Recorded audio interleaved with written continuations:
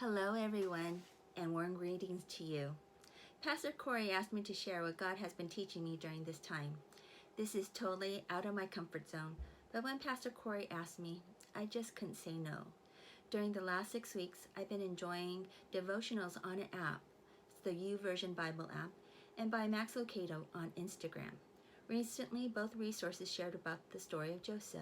I love the story of Joseph, and as I thought and prayed about what I should share, I felt the Lord's affirmation should share about Joseph.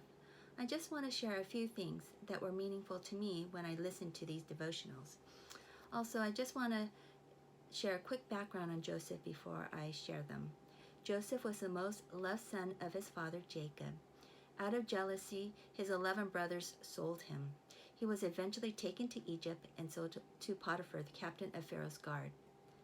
Joseph was handsome, and Potiphar's wife took interest in him, but her many advances were turned down. One day she cornered him, and when he escaped, he left behind his jacket. Using the jacket, she lied to Potiphar, and he was sent to prison even though he was innocent. God gave him the gift to interpret dreams. The king's cupbearer and the baker were sent to prison. Joseph interpreted their dreams. Joseph asked the cupbearer to mention him to Pharaoh, but he forgot about Joseph. 2 years later, Pharaoh had a dream. Joseph was sent to interpret his dream. The interpretation and plan impressed Pharaoh, so he put him in charge of Egypt. Second to him, Joseph was 30 years old. Joseph guided the Egyptians through 7 years of famine. He thrived during a global crisis. Later, he reunited with his father and reconciled with his brothers. What we can learn from Joseph is that 1. While we wait, God works. Genesis 41:1 starts out, when 2 full years had passed. Joseph waited a long time, 2 full years waiting for God to rescue him from prison. Actually, 1 day would be long enough for me in prison. But while Joseph was waiting, God was working. Through all the unexpected twists of events, God is at work, bringing about his purpose. God was preparing Joseph and working on his character. While Joseph was waiting 2 long years, God was at work. God was assembling the characters. He was positioning the cupbearer and the baker. He stirred the sleep of Pharaoh. He confused Pharaoh's counselors. He is working for you too and building our character. Biblical waiting is not inactivity. There is still action, focusing on God through prayer and trusting and hoping in God. This deepened Joseph's faith.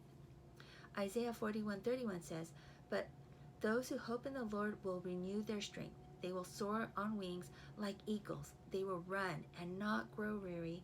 They will walk and not be faint." You can rest because God is in control. Let's keep waiting, and as we wait, we can trust God is working on our behalf, just like he did for Joseph. 2. Be honest with God. Keep speaking to God in the storm. God knew Joseph could be trusted because his heart was right. God had seen Joseph's heart in the midst of all his trouble. From the age 17 to 30, Joseph had been through so much: rejection, suffering, injustice, imprisonment, disappointment, and other trials. But through it all, God was preparing him for something great. It probably did not feel like it at the time. But feeding fellow prisoners in jail, God prepared Joseph to feed the nation from a palace. He had stayed close to the Lord through all the trials. This is what matters. Not whether you are in a period of battle or a period of blessing, but whether you are staying close to the Lord, communicating with him from your heart. God hates lies and deception. He wants to hear what is on your heart today.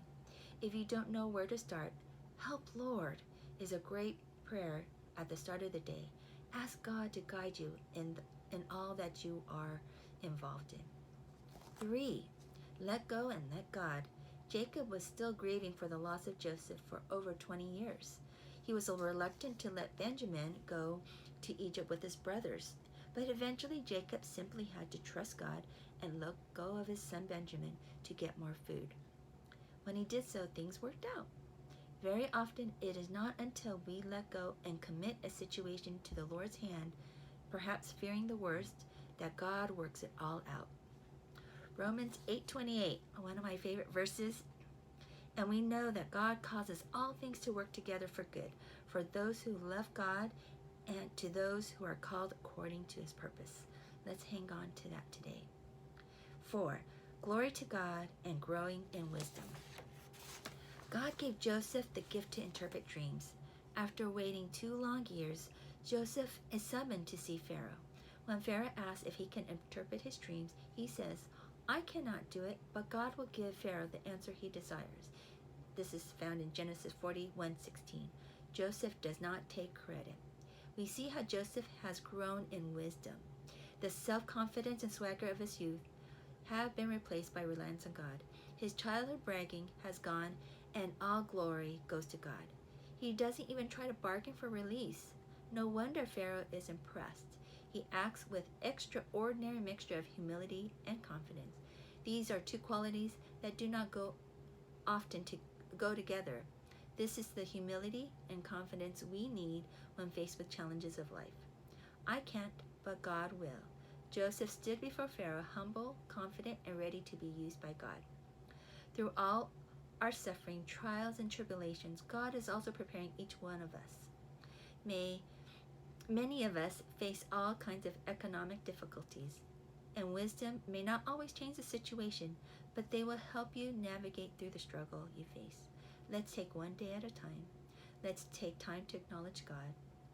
Another favorite verse, be still and know that I am God. Psalm 46:10.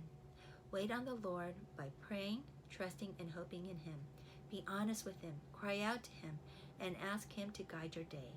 As we lean and build an intimate relationship with him, may you sense his presence and love. May you be encouraged today and the rest of your week. Thank you.